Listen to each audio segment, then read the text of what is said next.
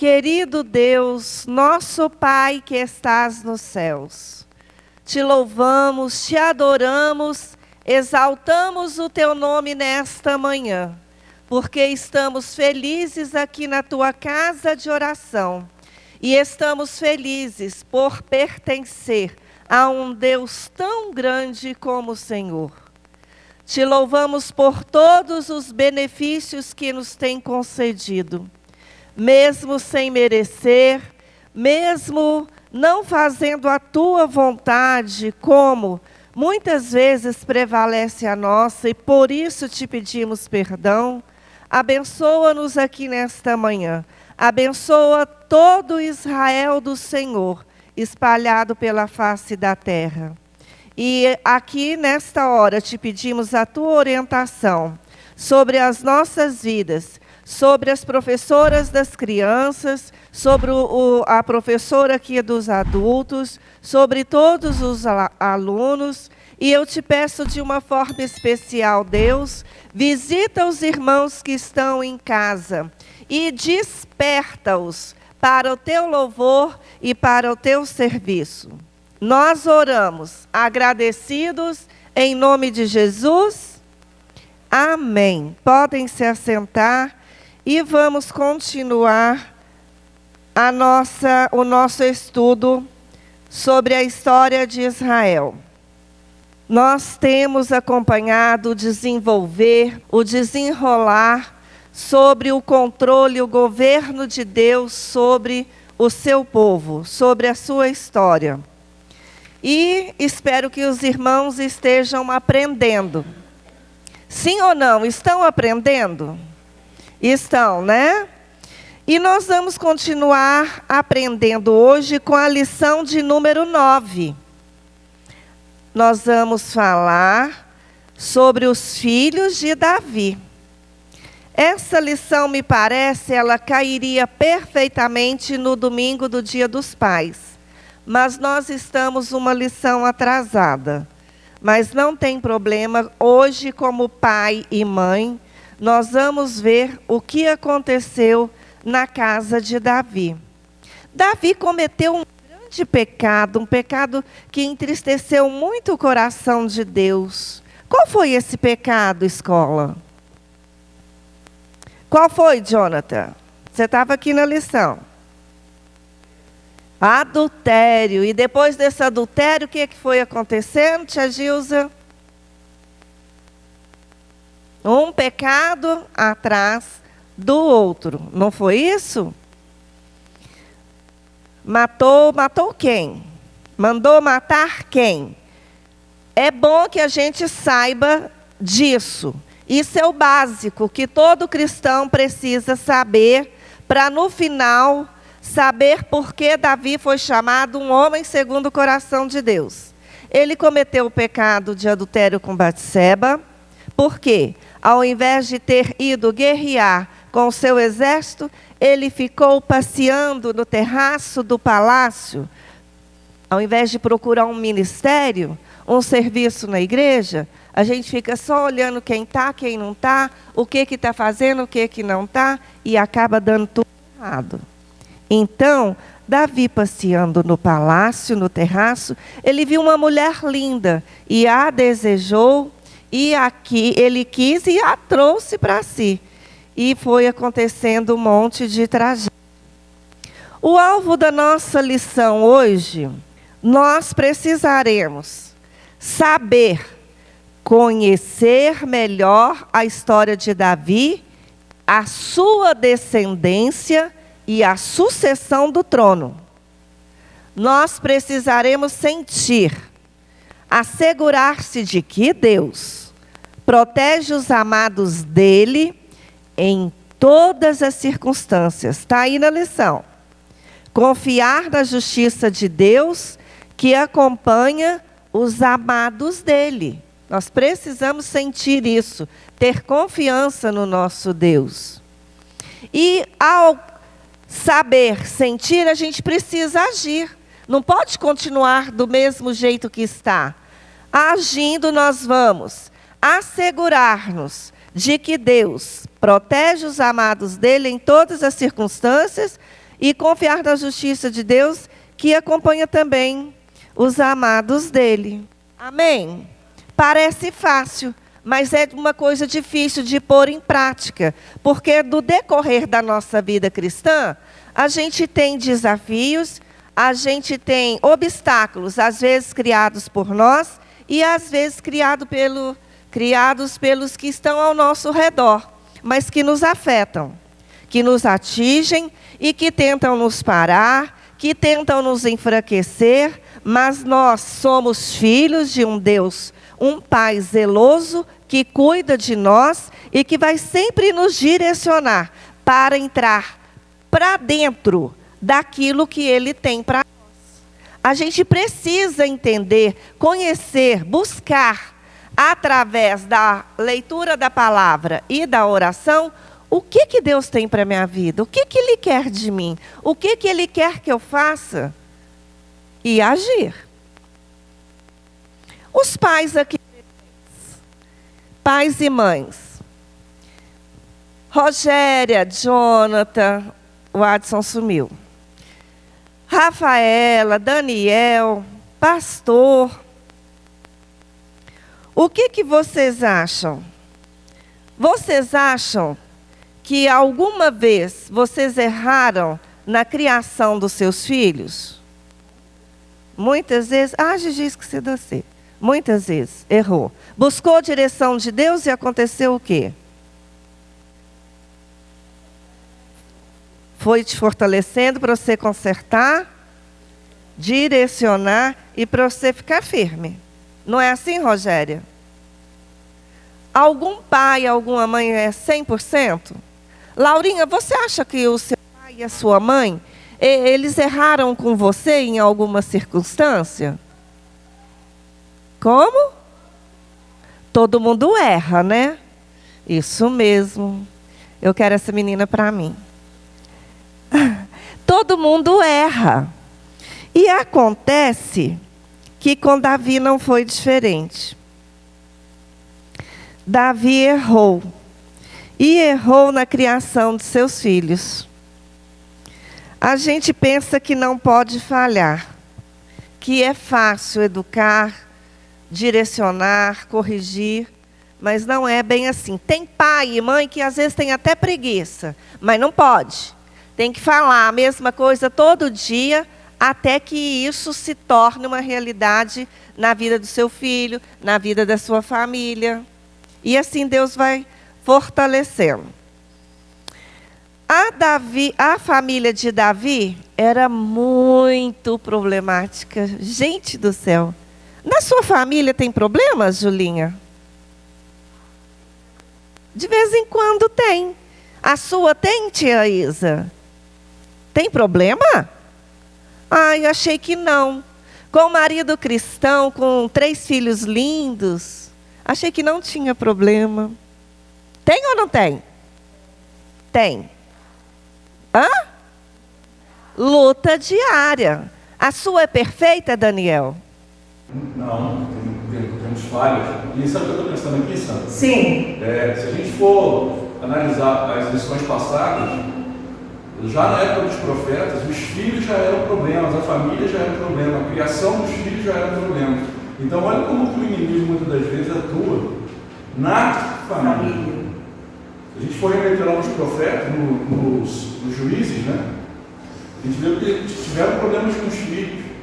Agora, Davi, problema com os filhos, é a atuação do inimigo com a família. Né? Verdade. E é assim, famílias aqui presentes.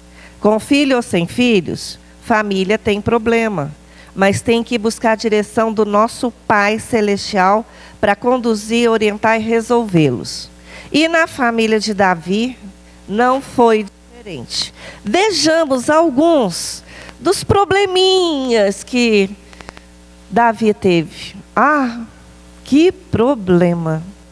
Que problema.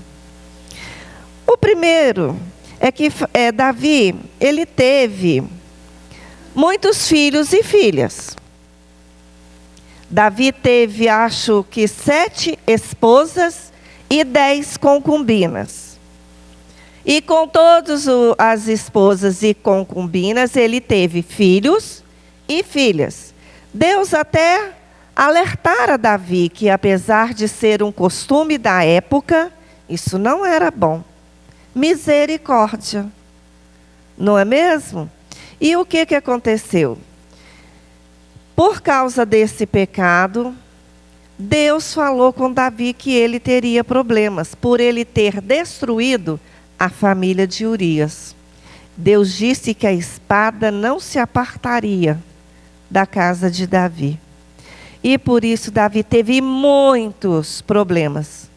E o primeiro problema dele foi um filho lá, com um nome estranho, Aminon. Não sabia. Aminon. Ficou mais esquisito ainda. Aminon.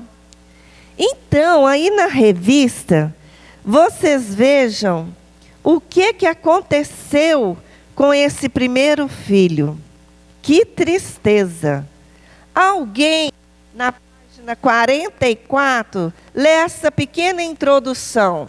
Aí, lemos que Davi teve vários filhos e filhas, mas não temos detalhes da vida de muitos deles. Entretanto, de Absalão, Adonias, Salomão e Tamar há registros extensos. Davi se arrependeu de causar a morte do fiel Urias e foi perdoado, mas recebeu castigo. Por ter destruído a família de Urias, a família dele teria problemas. Agora, pois, não se apartará a espada jamais da tua casa, porquanto me desprezaste e tomaste a mulher de Urias, o heteu, para ser tua mulher, segundo Samuel 12:10. Isso. E qual foi o problema que Davi teve dentro da casa dele?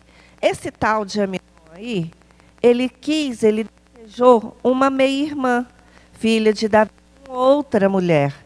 E ele fingiu estar doente. Davi foi visitá-lo. Aí ele, orientado por um homem sem escrúpulos, ele falou assim para Davi: ai, deixa com que Tamar venha fazer uma comidinha boa para mim, me fortalecer, para eu ficar forte, para ser curado. E Davi, como pai, vai lá, cuida do seu irmão. E o que Aminon fez?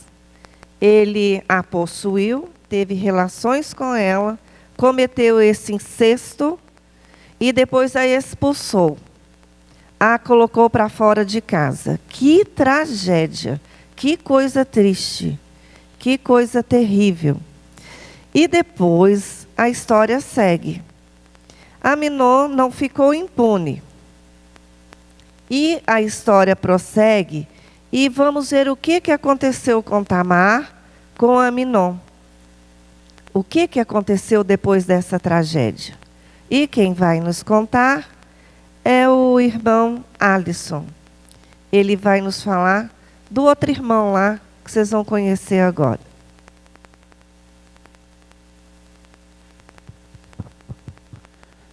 Cumprimento a igreja com a paz do Senhor Jesus, irmãos. Amém. Ô Gil, você está com a revista, hein? Olha só, por favor. Pessoal, perdão, porque ensinar não é comigo, não. Realmente eu não tenho essa dinâmica, não. Não, vocês vão ter agora. Então, nós vamos falar sobre o outro filho de Davi, de nome Absalão. A revista traz para nós 3 características, né? Essa aí está falando ainda, vamos falar sobre Absalão, que a revista traz para nós sobre 3 características da história de Absalão, sobre a sua beleza física, a amizade com Joabe e também a tentativa de tomar o reino do próprio pai, o rei Davi. Essa é uma imagem, claro, ilustrativa, né? Trazendo aí sobre o nosso personagem, nesse caso é Absalão. Pode passar. Absalão, a palavra Absalão, o nome dele, o significado é meu pai é paz. Ele era o 3º filho do rei Davi. Ele era rebelde e, como eu disse aqui, a revista traz, ele tentou usurpar o trono do rei Davi. Em todo Israel não havia homem tão elogiado por sua beleza como Absalão. Da cabeça aos pés, não havia nele nenhum defeito. Sempre que o cabelo lhe ficava pesado demais, ele o cortava e pesava. Eram 2,4 kg, segundo o padrão do rei. Esse cabelo, do qual evidentemente muito se orgulhava, veio a ser causa da sua morte, como veremos. Absalão, aqui traz algumas informações sobre a beleza física dele. Ele era uma pessoa considerada, pelo pessoal da época, de porte físico muito bonito, de aparência muito bonita, assim como outros personagens que a Bíblia traz também. Eu particularmente não sei porque a Bíblia até traz essas características, mas Absalão não é a única pessoa que a Bíblia fala sobre que era uma personagem bonita, né? Fala sobre Davi, fala sobre outros personagens também que tinham aparência bonita, porte físico bonito. Então, Absalão teve 3 filhos e uma filha, mas todos morreram antes da sua própria morte, ou seja, tanto a esposa como os filhos dele acabaram morrendo antes dele mesmo. Vamos falar sobre a amizade dele com Joabe. Absalão era amigo de Joabe, um comandante do exército de Davi. Quando Absalão matou Amnon, contou com a ajuda de Joabe, que pediu a Davi que o recebesse de volta. Davi, embora tenha atendido ao pedido, não permitiu que o filho entrasse em sua presença. Após 2 anos em Jerusalém, Absalão coagiu Joabe a enviá-lo ao rei. Para isso, chegou a mandar incendiar um campo que pertencia a Joabe. Joabe foi quem intermediou essa volta dele para Jerusalém. Porém, Absalão morou 2 anos em Jerusalém e, nesse período, o rei Davi não o recebeu em sua casa. Embora fosse um filho do próprio Davi, Davi não queria recebê-lo em casa. Então ele mandou chamar Joabe para enviá-lo ao rei e Joabe não quis ir. E o que ele fez? Ele bolou, né, um sistema, uma forma de obrigar Joabe a levá-lo ao rei, porque ele queria entrar na presença do rei. Naquele período, naquela oportunidade, nenhuma pessoa poderia se apresentar ao rei, a não ser que ele fosse chamado, ou o rei necessitasse da sua presença, porque ele corria o risco até, inclusive, de morte. Inclusive, as próprias mulheres, esposas do rei, se apresentassem sem o pedido do rei, eles poderiam morrer com isso. Então ele estava com essa dificuldade de se apresentar próximo ao rei. Então Absalão disse aos seus servos: vejam, a propriedade de Joabe é vizinha da minha, ele tem uma plantação de cevada, tratem de incendiá-la. E os servos de Absalão puseram fogo na plantação. Essa foi a forma, né, ou o método que ele identificou com o objetivo de chamar a atenção de Joabe, para que Joabe forçasse dessa forma, assim, a presença, né, a obrigatoriedade de levar ele à presença do rei. Ali ele fala, né, uma passagem da Bíblia fala que respondeu, mandei chamá-lo para enviá-lo e tal. Então Joabe contou tudo ao rei e este mandou chamar Absalão, que entrou e prostrou-se o rosto em terra perante o rei, e o rei saudou-o com um beijo. Embora esse período todo que Absalão ficou fora, depois voltou através do intermédio de Joabe, depois ele foi à presença do rei, e ele começou ali a criar uma história de um personagem, que a gente vai ver porque ele faz isso, que o objetivo dele, no final, na verdade, era usurpar, roubar o trono de Davi. Então ele já chega, já prostra perante seu pai e tal, e se ajoelha, e Davi o recebe carinhosamente, como um pai recebe o filho. Algum tempo depois, Absalão então adquiriu uma carruagem, cavalos e uma escolta de 50 homens. Aí nós vamos passar para outra terceira parte, que a revista traz. A tentativa, então, de Joabe de tomar o reino. Esse encontro, não foi o primeiro encontro, mas esse encontro que ele teve com Davi, ele já começou a surgir no coração dele a tentativa, o objetivo de tomar o trono, né, do pai dele, o rei Davi. Com isso, perdoado e morando de novo perto do pai, Absalão queria o reino. Ele fez com que uma comitiva armada o acompanhasse e se pôs à porta da cidade, afirmando que Davi não fazia justiça adequadamente. Quem faria seria ele. Então o que ele fez? Ele bolou um plano. Ele sabia que o rei já havia recebido ele, praticamente estava perdoado, voltou a morar próximo a Davi, na cidade deles. Então ele começou a conspirar contra o pai. Ele ficava na porta da cidade. Todas as pessoas que passavam por ali, que tinham uma causa, como a gente fala hoje, tipo causa na justiça, que tinham que resolver um problema, assim que você faz hoje, você quer ir no prefeito para resolver um problema, uma limpeza de lote, precisa de uma questão de saúde, você vai procurar o prefeito. As pessoas faziam isso antigamente também, mas conversavam diretamente com o rei. Claro, tinha todo um critério para você poder checar, para poder receber as pessoas nesse período. Então ele ficava na porta da cidade, conversando com as pessoas e falando com as pessoas. O que você precisa do rei? Tá? Aí ele criava aquela história, o personagem. Se eu fosse rei, eu faria diferente nessa causa sua. Eu trataria assim dessa forma. Eu estenderia a mão para você, eu faria isso e tal. Então ele foi criando um personagem. Ele foi conquistando também a amizade das pessoas e dos súditos do rei Davi. E ficou muito famoso, muito popular por causa disso. Ele começou a bolar o plano para usurpar o rei. Quando as pessoas respondiam que era de uma das tribos de Israel, e Absalão dizia: a sua causa é válida, legítima, mas não há nenhum representante do rei para ouvi-lo. Então, ou seja, ele começou a criar uma justificativa, né, que o rei não poderia atendê-lo, mas se fosse com ele, se ele fosse rei, ele agiria de forma diferente. Pode passar, por favor? Vamos ver. Nessa questão aí a gente vai ver que o pessoal já comentou aqui, a Sandra também já tinha falado, que isso tudo ocorria por quê? Porque era o cumprimento das profecias de Deus sobre Davi, quando Davi traiu, né, Deus com relação à questão da Batseba. Quando ele se envolveu com Batseba e teve a relação com ela, e a criança nasceu e tudo, e mandou matar o marido de Batseba, que era Urias. Aí Deus já tinha declarado lá através do profeta Natan, um filho, né, através dos 3 profecias de Deus, o filho com Batseba iria morrer, assim como morreu. A espada não se apartaria da sua casa, que foi o que aconteceu. E alguém de sua própria família iria possuir as suas concubinas, e esse escândalo se tornaria público em Israel. Essa situação, principalmente a terceira, aconteceu aí com Absalão. Foi Absalão, depois que ele começou a montar um exército, Davi se sentiu um pouco, como se diz, oprimido com essa questão dessas mentiras que Absalão começou a criar com o povo. Ele conseguiu alguns súditos para o lado dele. O pessoal de Israel começou também a se unir a Absalão. E Davi, com medo dessa situação e orientado pelas pessoas que trabalhavam com ele, resolveu fugir. Então ele fugiu e Absalão tomou aí o castelo, né, onde o rei Davi ficava. Nele ele fugiu, mas deixou algumas mulheres lá, algumas concubinas. Então Absalão aí, nesse caso, ele teve relação com as concubinas de Davi, e isso se tornou um escândalo, foi praticamente aí ao ar livre, e as pessoas todas souberam disso. O Alisson, interessante que essas coisas vieram sobre a casa de Davi por causa de um pecado que ele cometeu. E ele se arrependeu do pecado, porque a gente viu a história, pediu perdão a Deus.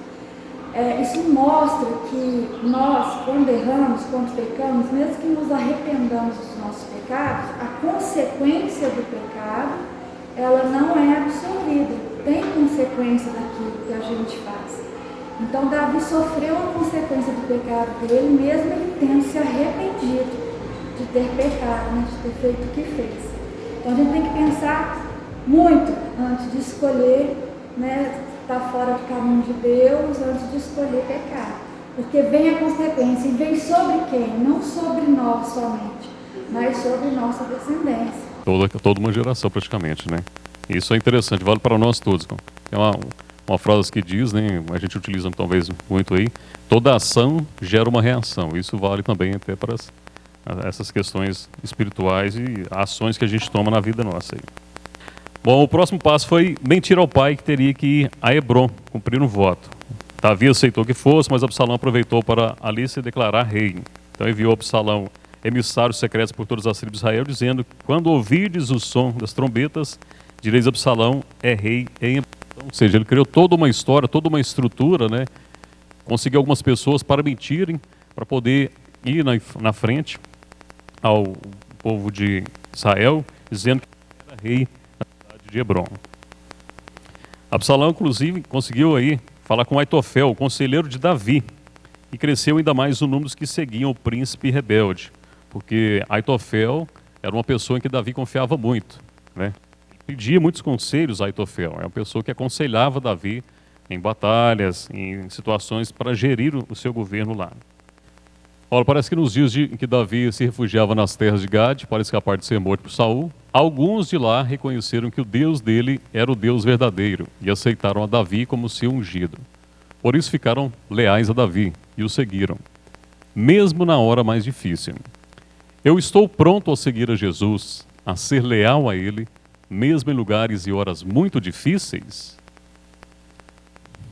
É uma pergunta que vem para nós, hein? Nós estamos prontos, nós estamos preparados a seguir Jesus em horas difíceis? Eu creio que a maioria de nós aqui, pelo menos, já ouviu falar, né? Ou já estudou um pouco aí sobre a questão do Apocalipse e o que nos prepara, ou que prepara aí os salvos para o final dos dias. Eu creio particularmente que nós estamos vivendo isso aí. As perseguições já começaram e vão ficar mais fortes a cada dia. Não só com nós, mas com a nossa família também, os nossos filhos e tal. Então nós estamos preparados hoje para resistirmos a essas perseguições? O que nós temos feito para poder nos fortalecer nessa questão? Porque esse momento vai chegar. É evidente. E não tem como fugir sobre ele. Nós estamos preparados sobre isso? Até aquele... Eu não assisti toda a novela, eu não sou muito noveleiro, não curto muito novela, não, mas aquela novela do Apocalipse, porque o livro do Apocalipse, particularmente, é um livro que eu gosto muito de estudar, sobre escatologia, então eu sou apaixonado por escatologia, gosto muito de estudar sobre a questão do fim dos tempos. Mas tem uma cena naquela novela que eu acho muito interessante, né? Quando um personagem lá, fazendo o papel do anticristo, ele pega os filhos de uma pessoa, o cara fala, não, você pode matar aqui agora, não tem problema, se você matar eu salvo. Mas aí ele traz os filhos da pessoa, né? E fala assim, não, eu vou te matar. Eu vou só judiar dos seus filhos aqui agora e tal, se você não negar o seu Deus, se você não passar para o meu lado. E se fosse com você hoje, você estaria preparado para isso? Você aguentaria? Então, tipo assim, é uma cena muito forte, né? Aí isso eu acho que a gente tem que trazer para nós e fortalecer cada vez mais, principalmente a nossa vida espiritual, porque se chegar isso hoje com a gente, você estaria preparado para suportar isso? Então é interessante. Vejamos implicações disso para nós. Há muitos que hoje sofrem perseguidos, né, por serem fiéis a Jesus. Merecem todo o apoio que podemos dar em todos os sentidos. Essa questão da campanha de missões que a Sandra trouxe aqui, a gente viu na igreja, é importante. Quantos dos missionários, né, às vezes abandonam aqui os seus familiares, o seu país e vai para outros países aí, até passando muitas dificuldades, com os filhos, e com a esposa e tudo, para poder levar a palavra de Deus, e sofrem essas perseguições lá. Essa semana mesmo eu vi um vídeo aí de uma mulher, achei muito forte isso, inclusive, a mulher, ela e o marido dela, eles eram missionários, mudaram para um país lá, a perseguição é muito grande, e eles mataram o marido dela, o filho e a filha, o filho com 15 anos e a filha com 13. E aí ela continua a caminhada, né? Ela foi para o enterro, levou o marido e os filhos para o país de origem deles, eles foram enterrados lá, mas ela voltou para o país e continuou pregando o evangelho. Aí o repórter pergunta para ela, mas mesmo assim, mesmo com isso, você não vai parar? E ela responde grandemente, ela fala, não, eu não vou parar, porque o meu esposo, os meus filhos já estão na glória. Agora, eu tenho que levar mais pessoas para estar com ele quando eu chegar lá. Então eu achei aquilo realmente incrível, né? Apesar da perseguição, teve parentes da família mesmo morta, ela continua firme naquela batalha. Então achei interessante. Aí nós vamos falar que houve uma guerra, né? Houve uma guerra entre os guerreiros de Davi e Absalão, que é a terceira parte aí, quando ele tentou realmente usurpar o rei lá. E Davi, né, nessa guerra, acaba que eles conseguem reverter e vencer aí as pessoas que estavam ao lado de Absalão.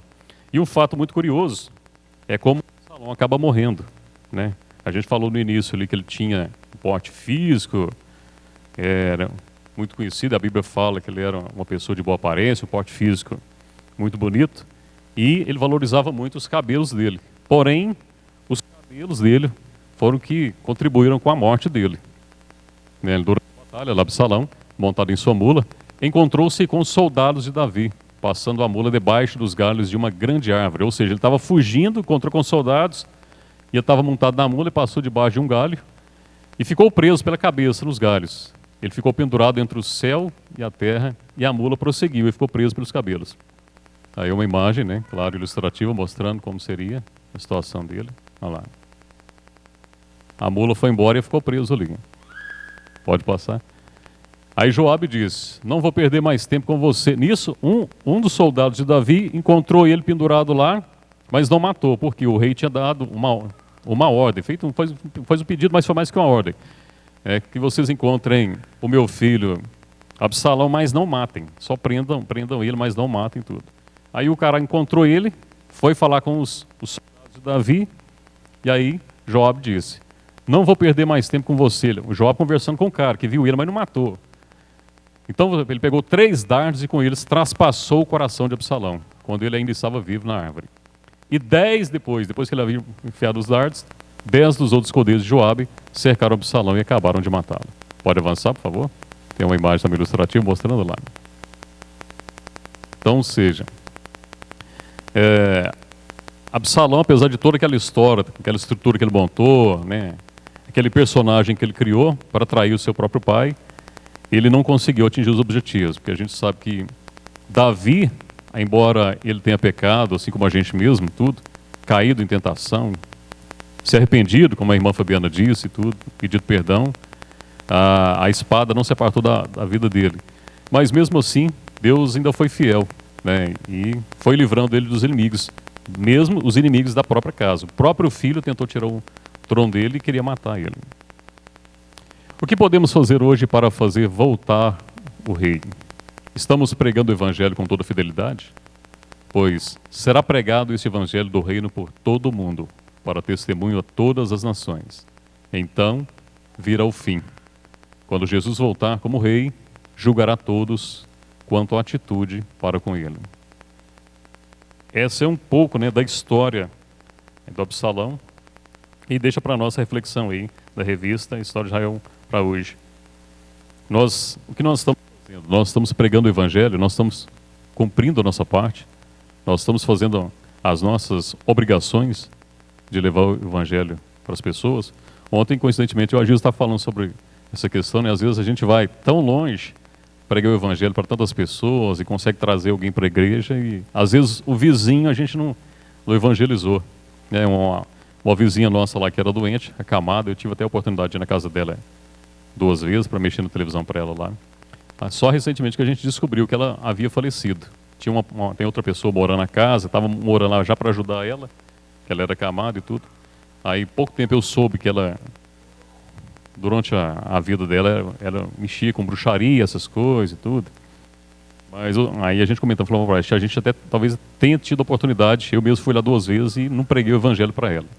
Então, é uma falha que a gente vê, a gente vai longe para pregar para a pessoa e nossos vizinhos a gente não está evangelizando. Então, é uma reflexão para a gente poder trabalhar com isso aí, né? Que a gente possa fazer, que Deus nos dê força, nos dê sabedoria e principalmente a presença do Espírito Santo para poder trabalhar cada vez mais na obra do Senhor Jesus. Vamos falar sobre o próximo personagem, Sandra. Obrigado a todos vocês aí, pela compreensão principalmente. Mas não é um bom professor? Sim ou não? Sim.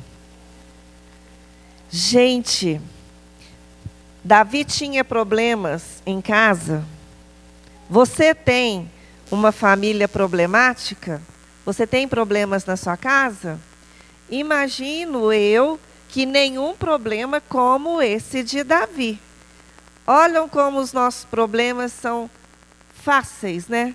Diante de tanta tragédia que aconteceu na casa de Davi.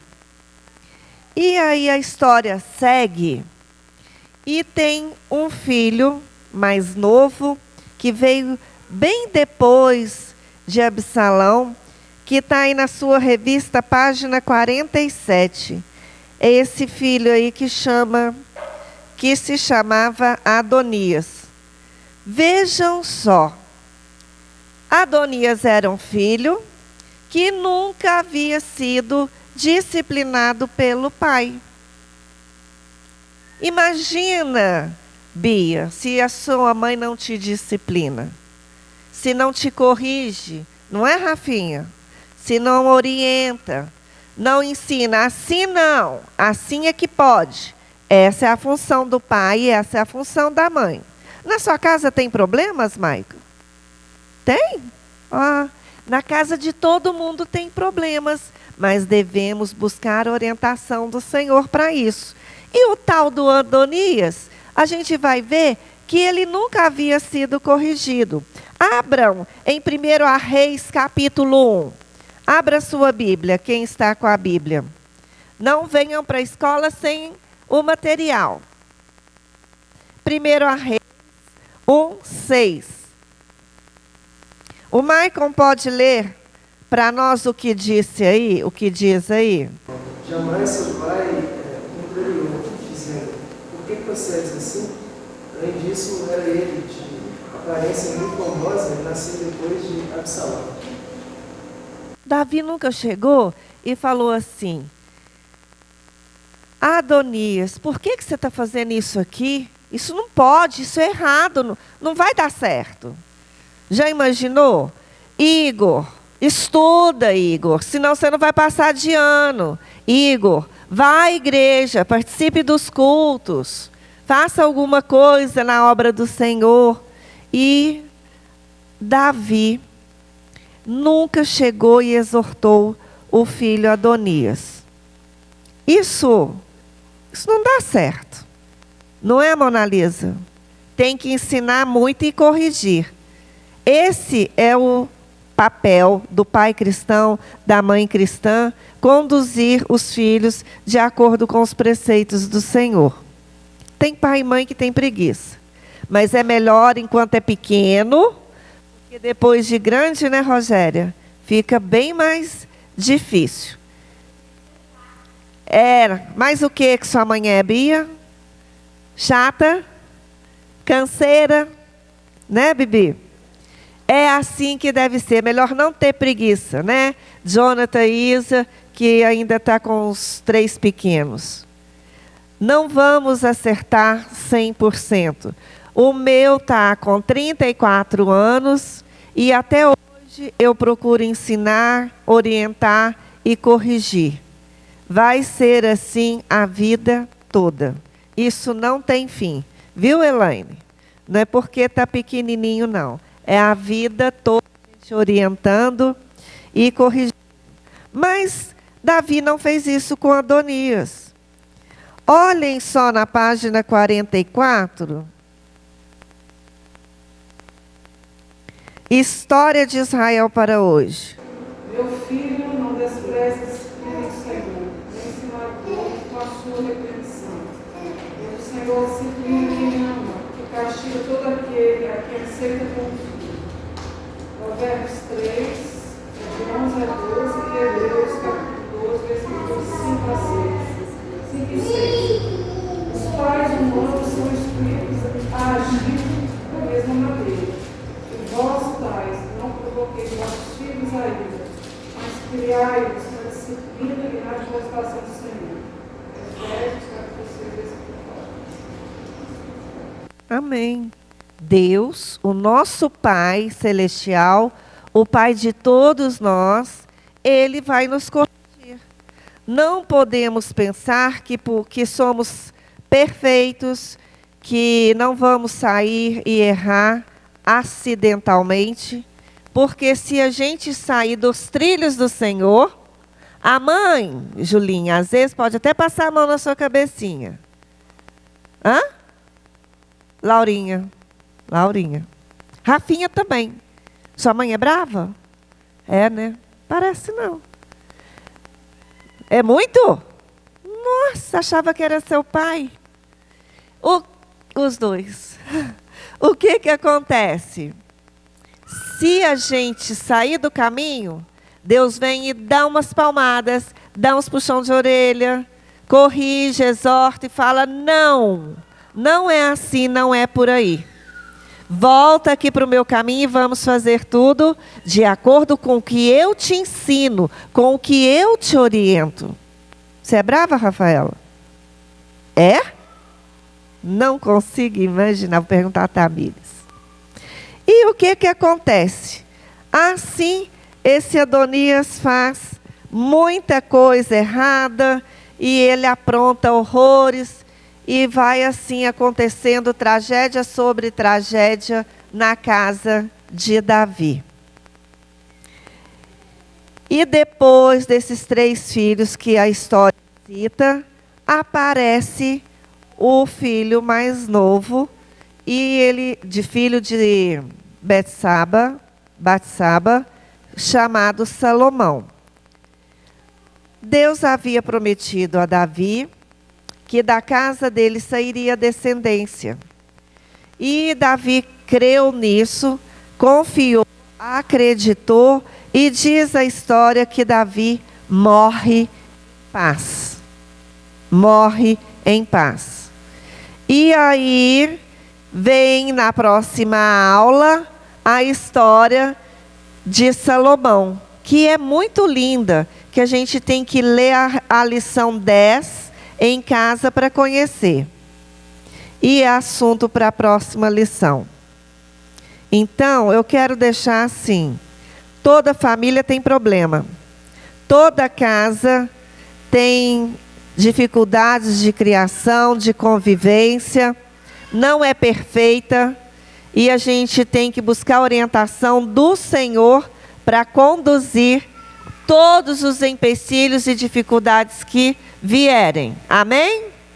Agora na página 48, vamos ler essa conclusão dessa lição. A vida familiar de Davi sofreu várias desgraças que surgiram devido ao pecado dele com Batseba. Ele teve filhos difíceis, mas Deus foi fiel à sua promessa.